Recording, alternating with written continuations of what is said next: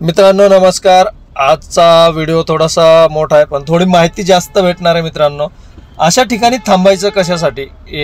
काही वेळेस आपला सिग्नल चालू असतो तरी पण थांबलं पाहिजे। का थांबलं पाहिजे तर त्याचं मी एक कारण सांगतो। आता मी पाहिले की समोर ट्रॅफिकचा गुंता झालेला आहे, पूर्ण ट्रॅफिक झालेलं आहे आणि याचं रिझन असं आहे की समजा सिग्नलचा जो वेळ आहे तो लोकांनी फॉलो नाही केला आणि त्याच्यामुळे सर्वजण अडकले गेलेत। काही जण म्हणतो ना की आपला सिग्नल आहे तरी पण चल पुढे जाऊ दे, आपलाच सिग्नल आहे असं म्हणतात आणि नंतर दुसऱ्याचा सिग्नल पण लागतो आणि ते पण लोक सुटतात। तर असं झालेलं इथं।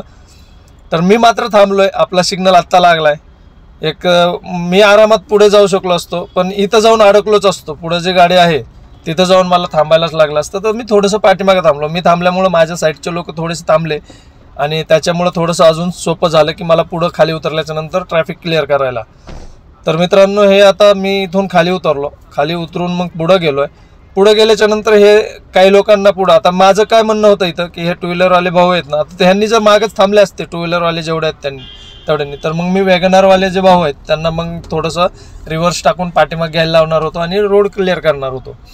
पण तसं नाही झालं। भाऊला बोलत होतो तोपर्यंत वॅगनरवाले भाऊंना स्पेस भेटला आणि त्यांनी पुढे गाडी घेतली आणि एका भाऊंनी बघा हे लेफ्टला जात आहेत, ते त्यांनी जर रिव्हर्स घेतला असता तरी ते राईट घेऊन जाऊ शकले असते थोडा वेळ थांबून। पण ते असं चुकल्याच्या नंतर काहीतरी केलं पाहिजे, काहीतरी थोडंसं आपण हालचाल केली पाहिजे। आता त्या भाऊंनी लेफ्ट घेऊन थोडंसं पुढे जाऊन युटर्न आहे तिथं युटर्न घेऊन परत राईटला येतील ते।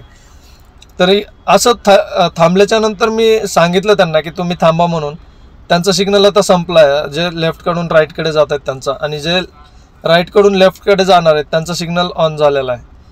तर पाठीमागं बघा, आता टेम्पोवाले भाऊ डिवायडरच्या पाठीमागं होते पण ते पण पुढे आले।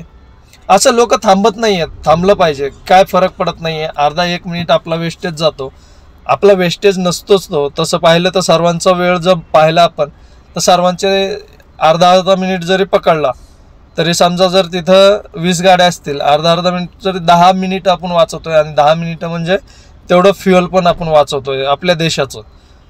तर हा विचार पण केला पाहिजे, थोडा सर्वांनीच केला पाहिजे। आपण ट्रॅफिकमध्ये आतमध्ये जाऊन जर अडकणार असेल तर आपण आपलं तर नुकसान करतोच पण आपल्या देशाचं पण नुकसान करतो याच्यामध्ये।